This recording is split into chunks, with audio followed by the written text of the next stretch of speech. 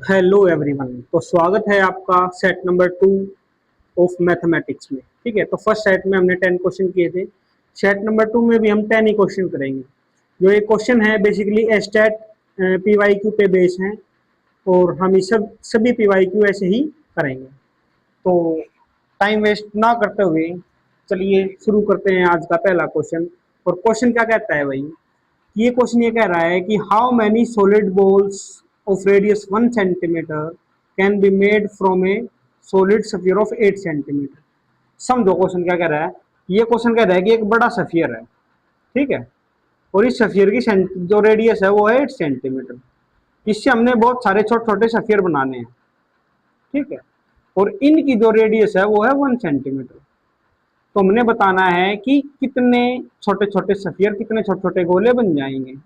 तो देखो इनकी वॉल्यूम और इसकी वॉल्यूम तो बराबर ही रहेगी ना। तो अगर मैं बड़े वाले की वॉल्यूम लिखता हूं तो क्या लिखा जाएगा, 4/3 पाई r क्यूब। और छोटे वाले की 4/3 पाई। अब की बार इसको स्मॉल आर से डिनोट कर देते हैं, लेकिन ये बहुत सारे बनेंगे। ये क्या बनेंगे, बहुत सारे। तो 4/3 से 4/3 पाई पूरा पूरा कट जाता है। और इस आर की वैल्यू अपने पास कितनी गिवन है, 8 गिवन है। तो क्या मैं 8 × 8 × 8 इज इक्वल टू एक्स। और आर की वैल्यू कितनी है, 1। तो 1 का क्यूब तो 1 ही होता है। तो 8 का क्यूब कितना होगा, एक्स की वैल्यू आई 512। तो ऑप्शन नंबर 3। तो 512 ऐसे छोटे छोटे गोले बन जाएंगे जिनकी रेडियस 1 सेंटीमीटर है। ठीक है, आसान सा क्वेश्चन था। तो चलते हैं अपने अगले क्वेश्चन की तरफ। और अब अगला क्वेश्चन ये रहा।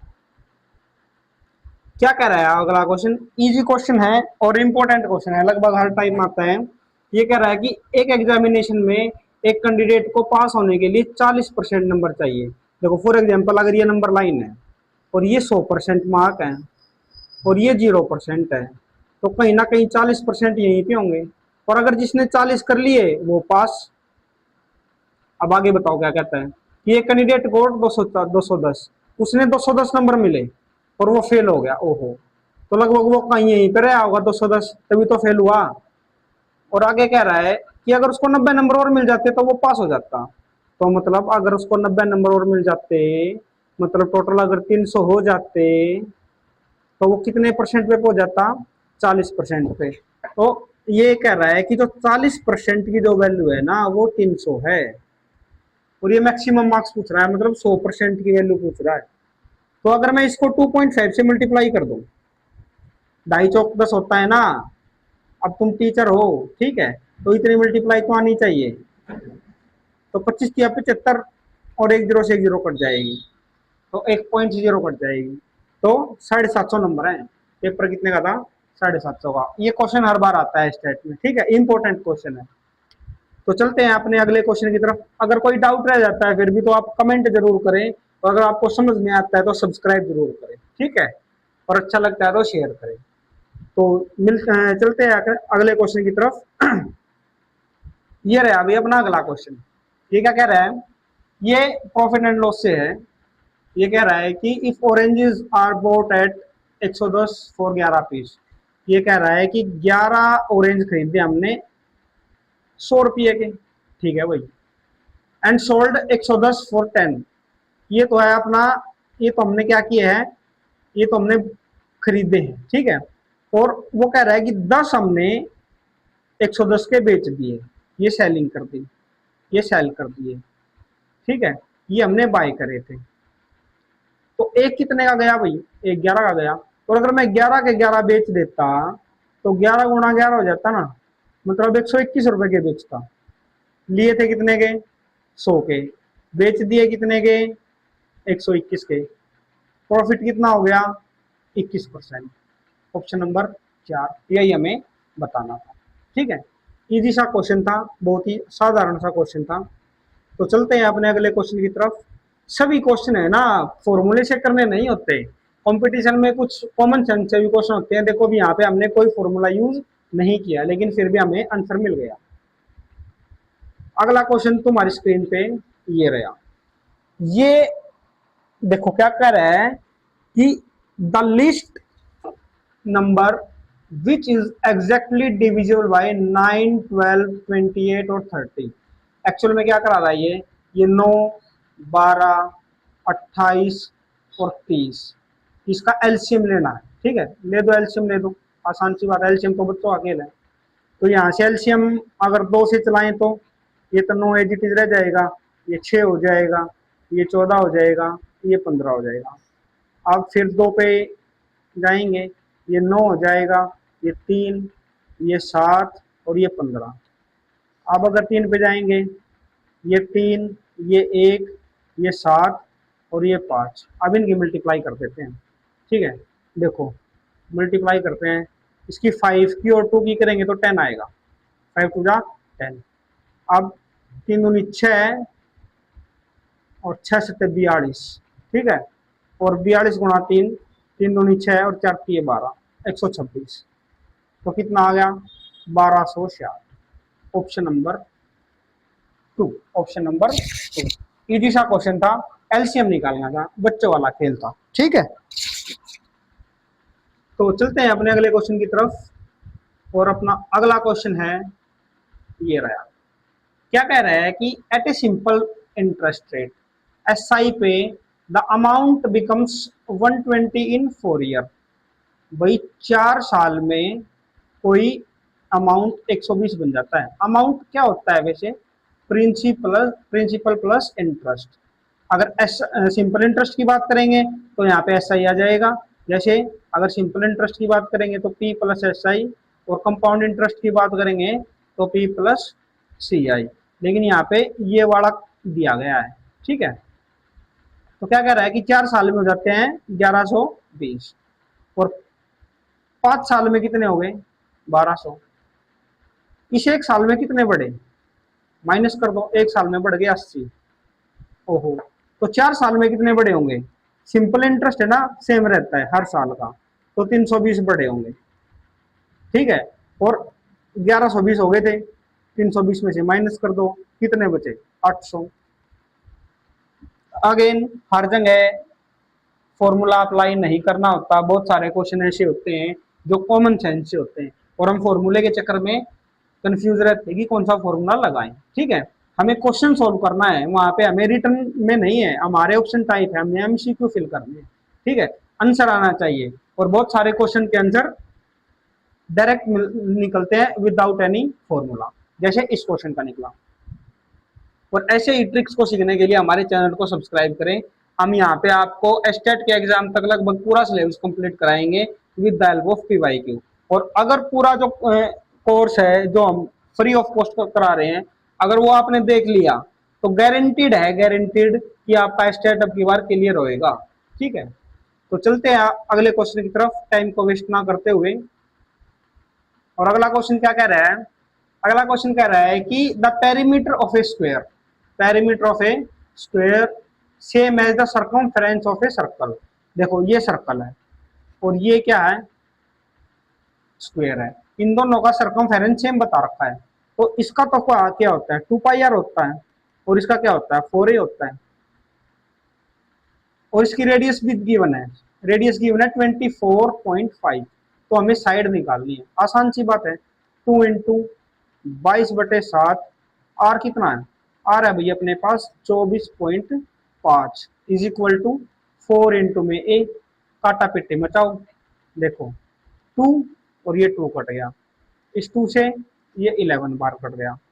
तो अब 11 जब इसकी मल्टीप्लाई करेंगे 11 से, तो ऐसे एक डिजिट छोड़ के लिख देते हैं और ऐड कर देते हैं 6 और 2, और इसको डिवाइड करना है 7 से, तो पॉइंट आएगा यहाँ पे 7 या 21, 5 9 7 2 56, 38। पूरा नहीं सोल्व करना, यही छोड़ दो, पूरे नंबर नहीं मिल रहे। और अगर किसी को फिर भी डाउट है कि नहीं मैं तो पूरा ही निकालूंगा, निकाल लो भाई, यहाँ से 5 निकालेंगे तो 7 में 35 हो जाएगा।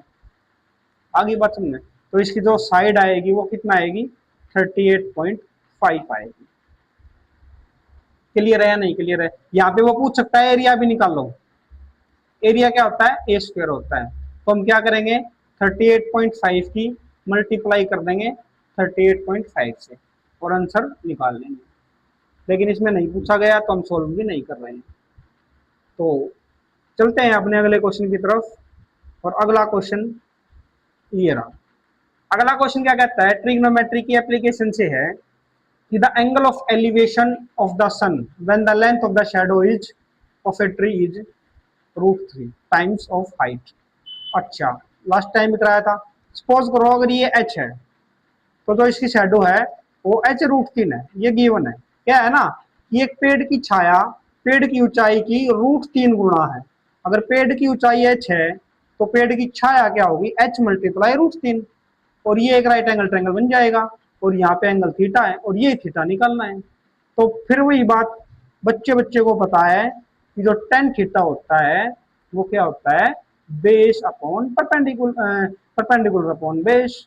तो tan theta is equal to perpendicular कितना है h, बेस कितना है h अपॉन √3, काट दिया भाई। ठीक है, टेन थीटा की वैल्यू कितनी आई, 1/√3, और इस टाइम पे थीटा कितना होता है, 30 होता है। कल मैंने बताया था कि वही तीन वैल्यू याद कर लो, 1045, 1030 और 1060। 1030 पे होती है 1/√3 और 1060 पे होती है √3 और 1045 पे होती है 1। ठीक है, मैक्सिमम क्वेश्चन जो शेडो वाले होंगे ना वो इन तीन ही में से सोल्व हो जाएंगे। ठीक है, ये तीन ही वैल्यू याद करनी है 10 की, और यहीं से 99% क्वेश्चन सोल्व हो जाएंगे। ठीक है, तो चलते हैं अपने अगले क्वेश्चन की तरफ। और अपना अगला क्वेश्चन क्या है, अगला क्वेश्चन ये है। अगला क्वेश्चन क्या कह रहा है भाई कि एक नंबर है 351 is divided into two parts 2:7। The smaller part is, smaller कितना है 2, तो वो 2 का मल्टीपल ही होगा। वो 2 का मल्टीपल आपको कौन दिख रहा है, एक ही दिख रहा है। सोल्व करने की भी जरूरत नहीं है, आंसर 78। लेकिन फिर भी अगर कोई इच्छा आएगी नहीं मैं तो सोल्व करूंगा, तो समझो क्या कह रहा है ये एक 351 एक नंबर है, उसके दो भाग कर दिए, एक तो 2 हिस्से और एक 7 हिस्से। तो टोटल हिस्से कितने हुए, 9 हिस्से हुए। तो छोटा हिस्सा 351 में से टोटल हिस्से हुए 9, और हमें छोटा हिस्से की वैल्यू बतानी है। तो छोटा हिस्सा कितना है, 2 है।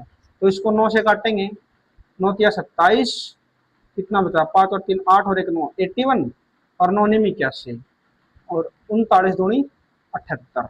तो मैंने क्या किया था, पहले ही बता दिया था। ठीक है, और अगर वो कहता कि बड़ी वैल्यू बताओ तो हम क्या निकालते हैं, 351/9 और गुणा में 7 कर सकते हैं। ठीक है, तो ऐसे हम बड़ी वैल्यू को भी सोल्व कर सकते हैं, और आप सोल्व करके इसको कमेंट में बताओगे कि बड़ी संख्या कौन सी है। ठीक है, तो चलते हैं अपने अगले क्वेश्चन की तरफ। और अपना अगला क्वेश्चन ये रहा। क्या कह रहा है क्वेश्चन, क्वेश्चन थोड़ा लंबा थोड़ा सा लगा भाई। क्या कह रहा है क्वेश्चन, क्वेश्चन ये कह रहा है कि टेन थीटा की वैल्यू है ये, और हमें इस फ्रैक्शन की वैल्यू निकालनी है। ठीक है, इसके दो तरीके हैं। देखो, एक तरीका तो मैं यहाँ पे करा रहा हूँ जो थोड़ा सा मेरे को इजी लगता है। देखो यहाँ पे दे रहा है कि tan theta is equal to p/q बता रखा है इसमें। तो टेन थीटा की वैल्यू क्या होती है, वो होती है sine theta upon cos theta. तो अगर मैं साइन की वैल्यू को p मान लूं और कोस की वैल्यू को q मान लूं, और इसमें कर दू पुट, करो पुट p। साइन की वैल्यू कितनी है, साइन की वैल्यू है p, तो into p minus q। Cos की वैल्यू कितनी है, मल्टीप्लाई q अपॉन, अब p as it is, sine की वैल्यू फिर क्या है p plus q into cos की वैल्यू कितनी है q। तो कितना होगा p plus p square, q plus q minus q square upon, यहाँ पे क्या है p स्क्वायर और प्लस q स्क्वायर। तो ये आंसर होगा option number 2, p square minus q square upon p square plus q square. Another तरीका भी है इसका। ठीक है, सेकेंड जो मतलब सॉल्यूशन है, अल्टरनेट सॉल्यूशन है, वो कैसे है, थोड़ा कॉम्प्लिकेटेड सा है, बड़ा सा है। क्या करते हैं कि हम डिनोमिनेटर को और न्यूमिनेटर को साइन से कोस से डिवाइड कर लेते हैं। किससे डिवाइड कर लेते हैं, कोस से। Divide by p sine theta upon cos theta plus q cos theta upon cos theta. अब इसको काटापीटी में जाएंगे। देखो, कोस से कोस कट गया, कोस से कोस कट गया, साइन अपॉन कोस क्या होता है, टेन होता है, ये होगा पी टेन थीटा और माइनस क्यू, और ये क्या हो गया P tan theta plus Q. अब टेन थीटा की वैल्यू गिवन है पी बाई क्यू, उसमें पुट करेंगे, कैसे पुट करेंगे, P into P upon Q minus में क्यू अपॉन पी इंटू में पी बाई क्यू प्लस में क्यू। और जब इसको सोल्व किया जाता है तो ये P square minus Q square upon P square plus Q square ही आता है, जो कि ऑप्शन नंबर 2 है। ठीक है, तो ये वाला थोड़ा इजी है, आप ऐसे ही सोल्व करना। ठीक है, इसी तरीके से सोल्व करना। चलते हैं अपने अगले क्वेश्चन की तरफ। और अगला क्वेश्चन क्या कहता है, अगला क्वेश्चन ये कहता है कि the curve surface area of a cylinder is 264। Curve surface area होता है 2 पाई आर एच, और ये गिवन है 264। And volume is, volume given होती है पाई आर स्क्वायर एच, और ये गिवन है कितनी 924। हमें क्या निकालना है, डायमीटर। डायमीटर निकालने के लिए आर निकालेंगे और फिर उसको क्या कर देंगे, डबल कर देंगे। ठीक है, तो अगर ध्यान से देखो, अगर मैं इस वॉल्यूम को पाई आर स्क्वायर एच को 2 पाई आर एच डिवाइड करता हूँ तो इधर भी क्या हो जाएगा 924, इधर क्या हो जाएगा 264। पाई से तो पाई कटेगा, एक आर से एक आर कटेगा, और इस एच से एच कटेगा। इस 2 से 2 1 जा, 2 3 जा और 2 2 जा। ठीक है, और बचेगा r is equal to 924 upon 132। अब अगेन इसको काटेंगे, देखो ये मेरे हिसाब से 7 से कटेगा पूरा पूरा। 132 की जब 7 से मल्टीप्लाई करेंगे, 7 दूनी 14, 13 तो 91 92, पूरा पूरा कट गया भाई 7 से। r की वैल्यू आ गई 7, तो डायमीटर कितना होगा, डबल होता है 2 इंटू 7 दैट इज 14, तो आंसर कितना हो जाएगा 14 मीटर। ठीक है, तो आई थिंक आपको समझ में आया होगा, और बहुत अच्छा कंटेंट है, इजी तरीके से करवाया गया है और आपके एस्टेट एग्जाम के लिए बहुत ही हेल्पफुल है। तो कृपया करके हमारे चैनल को शेयर करें, सब्सक्राइब करें, और अगर कुछ डाउट है तो आपका जरूर कमेंट करें। ठीक है, तो मिलते हैं अपने अगले सेट में, सेट नंबर 3 में। तब तक के लिए thank you and have a nice day, और अपनी प्रिपरेशन को जारी रखें। ठीक है, तो मिलते हैं अगले लेक्चर में। Thank you.